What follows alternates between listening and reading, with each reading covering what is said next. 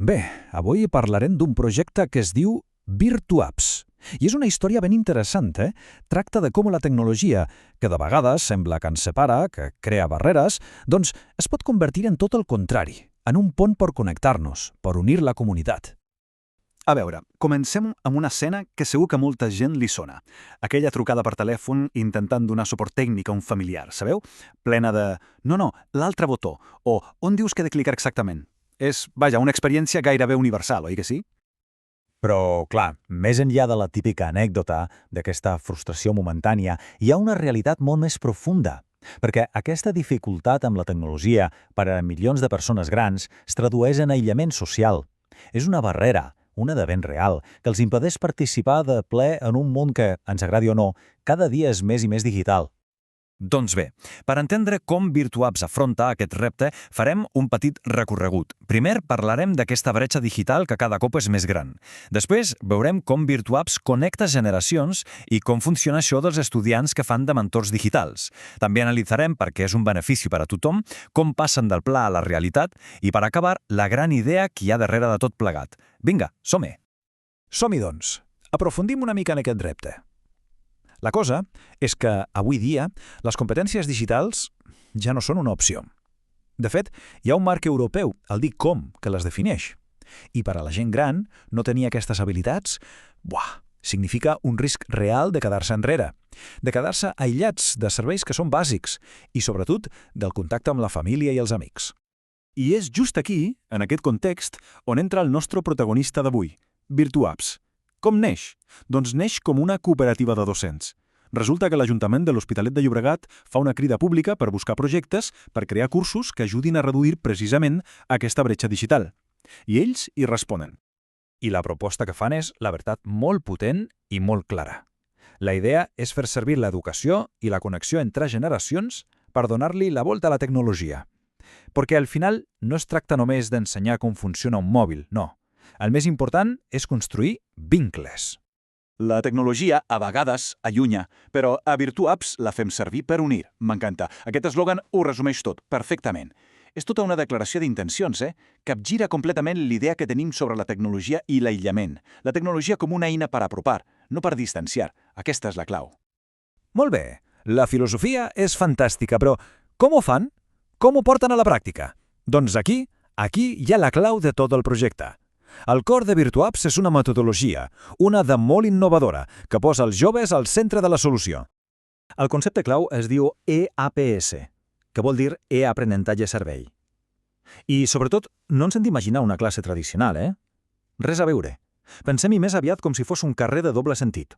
Per una banda, tenim els estudiants de formació professional d'informàtica que apliquen tot el que saben en un context real, de veritat. I per l'altra, la gent gran que rep un acompanyament educatiu que és vital per a elles. Al final, tothom ensenya i tothom aprèn. És un cercle virtuós. I com s'organitza tot això?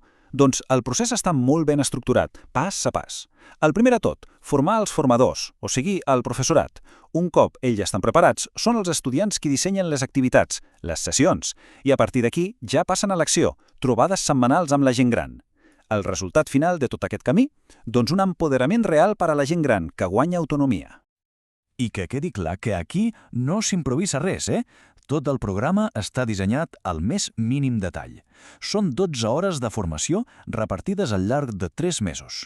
Aquesta seqüència que es veu aquí, que potser sembla una mica complexa, en realitat el que ens mostra és com cada fase, des del primer dia de planificació fins a l'avaluació final, està pensada per treure-ne el màxim profit, per maximitzar tant l'aprenentatge com la connexió personal. I ara arribem al que per a mi és el punt clau, el més genial de tot plegat. L'elegància de VirtuApps està en el seu doble benefici.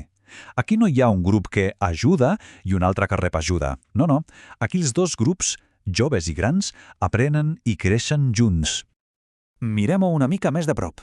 Per a la gent gran, els beneficis són directes, canvien el seu dia a dia. De cop i volta poden demanar cita al metge per internet, fer un tràmit o, el que és més important, fer una videotrucada amb els nets. Però és que per als estudiants això és una oportunitat d'or. No només posen en pràctica la part tècnica, sinó que aprenen a comunicar, a escoltar, a tenir paciència, habilitats toves que en diuen, que no s'ensenyen a cap llibre de text. I tot això no són només bones intencions, El projecte té objectius molt concrets, molt tangibles. Volen reduir la bretxa digital de la gent gran en, com a mínim, un 20%. Volen implicar el 30% dels estudiants d'FP d'Informàtica de l'Hospitalet i el 75% de les residències públiques. I a sobre, volen que la gent estigui contenta, amb valoracions per sobre del 7,5 sobre 10. Són metes ambicioses, sí, però demostren la seriositat que hi ha darrere. D'acord, fins aquí la idea sembla fantàstica, però com es porta tot això a la pràctica? Com es posa en marxa un projecte així? Perquè això, com deia, no és només un concepte sobre el paper, és un pla detallat i molt ben estructurat. Aquest cronograma ens ho mostra molt clarament, el viatge pas a pas. Tot comença entre desembre i gener, amb les primeres reunions. Al febrer ja es tanquen les propostes concretes amb els instituts i les residències. A l'abril, moment clau, es formen els estudiants que faran de facilitadors. I finalment, entre maig i juny, a la primavera, tota aquesta feina prèvia es converteix en realitat amb les sessions i les visites a les residències. Com es pot veure, cada fase està perfectament planificada. I atenció, perquè aquí hi ha un altre detall molt interessant.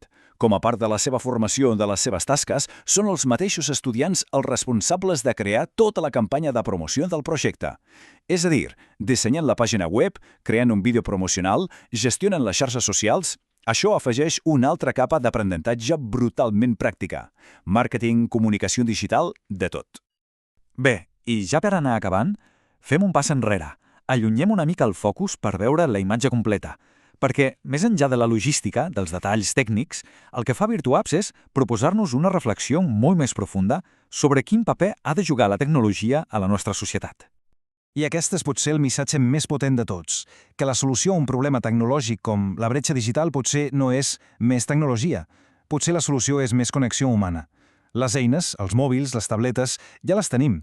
La clau és trobar la manera de posar-les realment al servei de les persones, al servei de la comunitat. I tot això ens deixa amb una pregunta final, una de molt potent. Si podem fer servir el coneixement tecnològic dels joves i l'experiència de vida de la gent gran per tancar la bretxa digital, quins altres problemes, quines altres escletxes socials podríem començar a tancar si simplement connectéssim les generacions? És una pregunta que val la pena pensar-hi, oi?